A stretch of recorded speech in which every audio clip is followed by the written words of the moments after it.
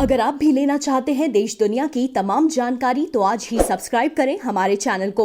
साथ ही नीचे दिए बेल आइकन को जरूर दबाएं ताकि हर अपडेट आप तक पहुंच सके। नमस्कार प्रिय दर्शकों, मैं हूं आचार्य पंडित शंकर मिश्र। प्रभा साक्षी न्यूज नेटवर्क के इस कार्यक्रम में मैं आप सभी का स्वागत करता हूं। आज मैं रोगों के विषय में बताऊंगा। आखिर कुंडली में क्या ऐसी स्थिति बनती है जिससे आपको ये पता लगेगा आपको ये इस प्रकार का रोग है। और रोगों के विषय में मैं आज माइग्रेन रोग, जो माइग्रेन अधकपारी जो सिरदर्द होता है, मैं इसके विषय में बतलाऊंगा। आखिर क्या स्थिति बनती है कि माइग्रेन की समस्या लोगों को सामना करना पड़ता है। जो माइग्रेन है, माइग्रेन से आप आजकल के युवा बहुत ज्यादा पीड़ित हैं। जिधर देखिए माइग्रेन की समस्या उत्पन्न हो रही है। सर में दर्द हो रहा है, न बच्चा पढ़ पा रहा है, न कोई कार्य हो पा रहा है।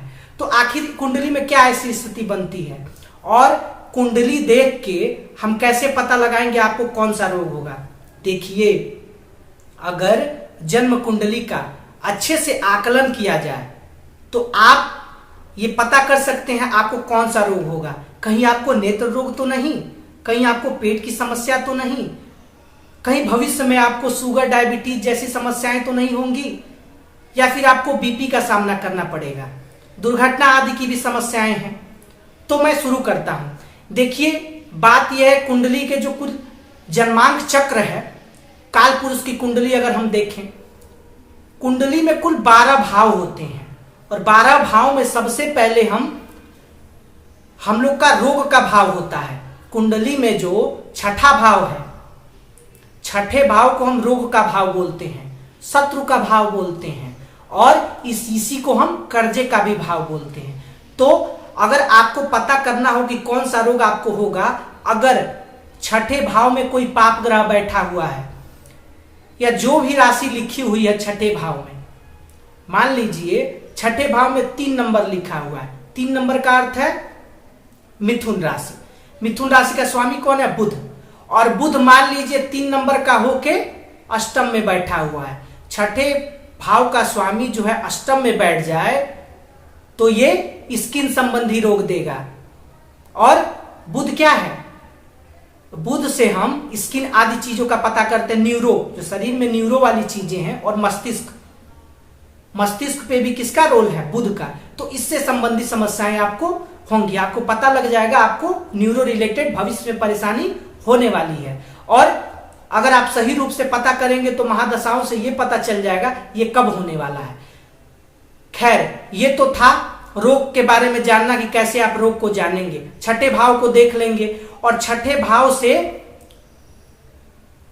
6 नंबर गिनने पे, छठे भाव से जब आप काउंटिंग करेंगे तो एकादश भाव, छठे से छठा भाव एकादश भाव, इससे भी हम रोग आदि की जानकारी को प्राप्त कर पाएंगे। अब मान लीजिए, अब मैंने बताया कि माइग्रेन, देखिए कुंडली में जो है माइग्रेन की समस्या चंद्रमा के कारण होती है। चंद्रमा और बुध के हाथों में ये प्रभाव दिया गया है कि माइग्रेन से ऐसी समस्याएं होंगी। देखिए, चंद्रमा मनसो जाता, चंद्रमा मन और मस्तिष्क का क्या है? स्वामी है। आप जो भी सोचते हैं, मन में जो कुछ भी आप लाते हैं, वो किसके कारण है? चंद्रमा के कारण। मान लीजिए आपको किसी दिन कुछ काम करने का मन कर रहा है, किसी दिन नहीं कर रहा है, ये क्यों होता है? चंद्रमा के ही कारण तो होता है।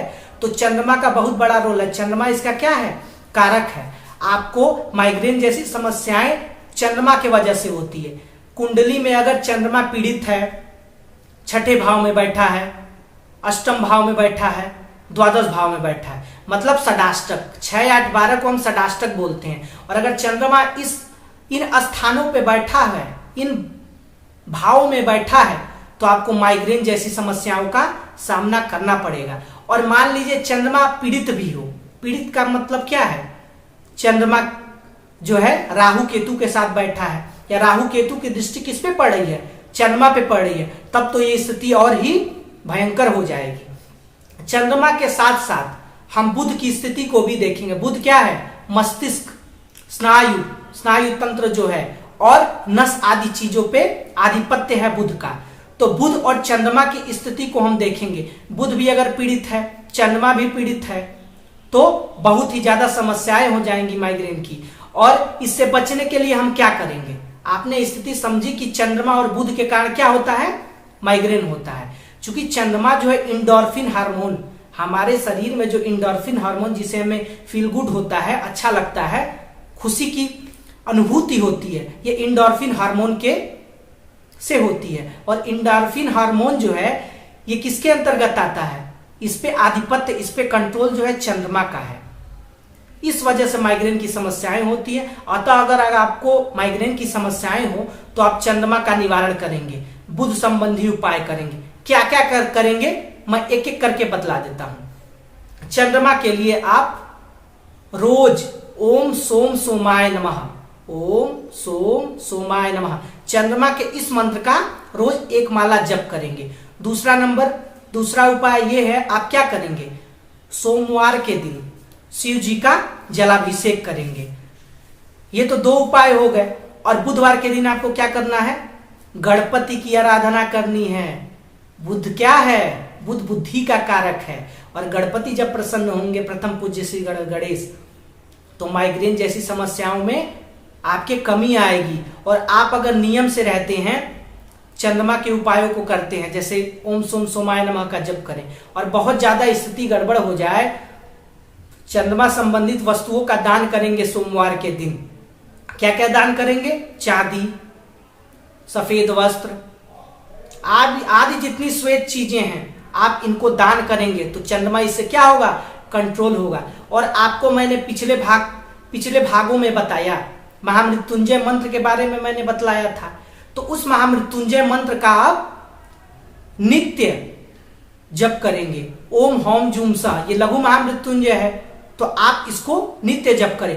और इन छोटी छोटी चीजों का अगर आप ध्यान रखते हैं तो निसंदेह आपको माइग्रेन की समस्याओं से छुटकारा मिलेगा।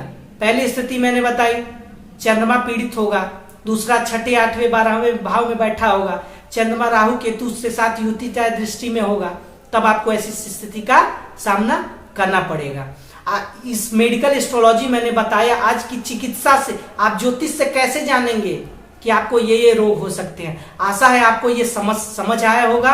और जो ये समस्याएं मैंने बताई, इसका उपाय अगर आप करते हैं, चंद्रमा के मंत्रों का जप करते हैं, तो आपका कल्याण होगा। एक बार और मैं आपको बतलाऊं, आप सभी को अगर अपनी कुंडली के विषय में कुछ भी जानना हो तो अपनी जन्म तिथि, जन्म स्थान और जन्म समय, इन तीनों का विवरण कमेंट बॉक्स में दे दें। आगे आने वाले वीडियो में मैं आपकी समस्याओं का निराकरण करने का प्रयास करूंगा।